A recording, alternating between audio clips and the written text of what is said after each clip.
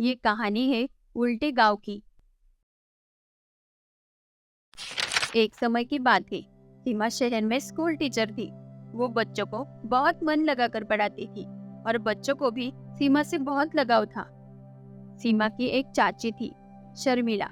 वो बहुत समय से सीमा को उनके गांव उड़तापुर में बुला रही थी, क्योंकि उस गांव की टीचर छुट्टियों पर गई थी और गांव में वही एक टीचर थी। स्कूल के बच्चों की पढ़ाई पीछे न रह जाए और उनकी पढ़ाई में कोई दिक्कत न आए, इसलिए सीमा के चाची ने सोचा कि वो सीमा को ही कुछ महीनों के लिए अपने पास बुलाए। उससे बच्चों का भी नुकसान नहीं होगा और कुछ समय सीमा चाची के पास भी रह लेंगी।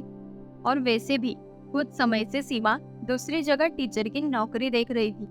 एक दिन उसे चाची का कॉल आया। अरे चाची, कैसी हो आप?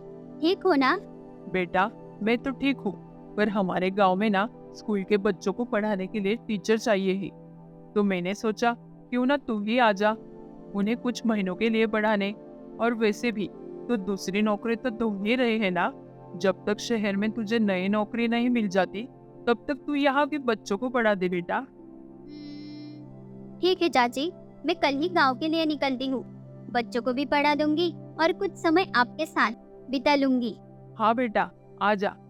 और हाँ, तू बस से आने वाली है ना, तो पहली बार जब बस रुके उसी गांव में उतर जाना और गांव का नाम याद रखना, उड़तापुर। हाँ हाँ, मैं याद रखूंगी, उड़तापुर।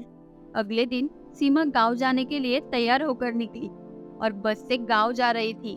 तभी बस रुक गई और जैसे कि चाची ने बताया था वैसे ही सीमा ने किया। एक बोर्ड का नाम पढ़कर वो बस से उतर गई। अरे, मुझे तो उड़तापुर गांव में जाना था, ये तो उल्टापुर गांव है। अरे, मैंने ऐसी गलती कैसे कर दी? थोड़ा आगे जाके देखती हूँ। सीमा गांव के अंदर गई। थोड़ा अंदर जाने के बाद वो देखती है तो क्या, गांव का तो नजारा ही कुछ अलग था। वो गांव उल्टा था। वहाँ के लोग भी उल्टी दिशा में चल रहे थे। गांव के घर, पेड़ और बाकी सब कुछ उल्टा था। तभी उसके सामने एक औरत उल्टी चलकर आई। अरे, ये औरत तो उल्टा चलकर आ रही है। ये सब क्या है? सीमा उसे देखकर डर जाती है। अरे डरो मत, मैं कोई भूत नहीं हूँ। यहाँ के सब लोग तुम्हारे जैसे ही साधारण लोग हैं। बस हम उल्टा चलते हैं, क्योंकि ये गांव उल्टा शापित गांव है। हाँ, मैंने पढ़ा, पर मुझे उड़तापुर गांव में जाना था। और आपने शापित गांव क्यों बोला? वो मैं बताती हूँ, पर तुम कौन हो? यहाँ कैसे आ गई? मैं सीमा हूँ, शहर में स्कूल के बच्चों को पढ़ाती हूँ। मुझे मेरे चाची के गांव उड़तापुर जाना था स्कूल के बच्चों को पढ़ाने के लिए, पर मैं यहाँ गलती से बस से उतर गई। यहाँ वापसी की बस कब आएगी? आपको कुछ पता है क्या? मुझे जल्द से जल्द गांव पहुँचना होगा। मेरा मोबाइल भी काम नहीं कर रहा है यहाँ। यहाँ तुम्हारा मोबाइल चलेगा भी नहीं। हमारे पास भी मोबाइल है, पर पड़ा है बंद होकर। कुछ समय पहले गांव में ऐसा कुछ हुआ कि इस गांव का नजारा ही बदल गया।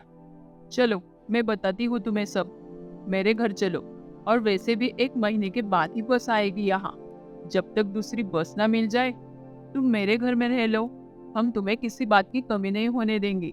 सीमा पहले तो घबरा जाती है, पर उसके सामने कोई और पर्याय भी नहीं था, तो वो उस औरत के साथ उसके घर चली गई। वो औरत और उसका परिवार सीमा का बहुत ख्याल रखते हैं, उसे अच्छा अच्छा खाना बनाकर खिलाते हैं। अब सीमा को पता था उसे उस गांव में 1 महीने के लिए रहना है, क्योंकि मोबाइल तो काम नहीं कर रहा था और बाहर जाने का कोई और रास्ता भी नहीं था। देखो ना माँ, हमारी पढ़ाई का नुकसान हो रहा है। हमें टीचर से ही पढ़ना है माँ। वो पिछले साल वाले टीचर है ना, उनको आप सब बुला लो ना माँ। बेचारे हमारे बच्चे, उनके भविष्य की चिंता सताने लगी है अब हमें। जब से इस गांव पे उस चुड़ैल जादूगरनी ने अपना जादू चलाया है, तब से ये गांव उल्टा हो गया है। ये सब उल्टा होने से हम सब बहुत परेशान हो गए हैं। और बच्चों का तो स्कूल भी उल्टा है। जादूगरनी? वो कौन है? और उसकी इस गांव से क्या दुश्मनी है? और रहती कहाँ है वो? अरे वो जादूगरनी, कुछ साल पहले यहाँ एक जमींदार था। वो उससे प्यार करती थी, पर उसकी पहले से ही शादी हो चुकी थी। तो जमींदार ने उसके प्यार को स्वीकार नहीं किया। तो उस जादूगरनी ने तंत्र मंत्र करके उस जमींदार को और उसके परिवार को मार दिया और इस गांव को उल्टा बना दिया। क्या जमींदार को मार दिया? पर इस गांव को उल्टा क्यों किया? क्योंकि उससे उसकी उम्र बढ़ती है, इसलिए गांव में सब कुछ उल्टा है। जब तक ये गांव उल्टा है तब तक जादूगरनी सही सलामत है। सीमा बेटा, तुम हमारे गांव के लिए भगवान बन के आई हो।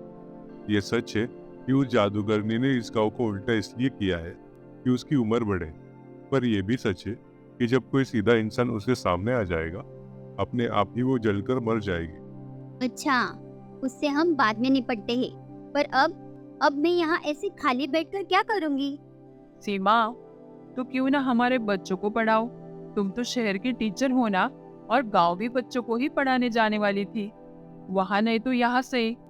और वैसे भी हम जानते हैं तुम उस जादूगरनी को खत्म करके ही यहाँ से जाओगी, तो उसके बाद सब ठीक हो जाएगा।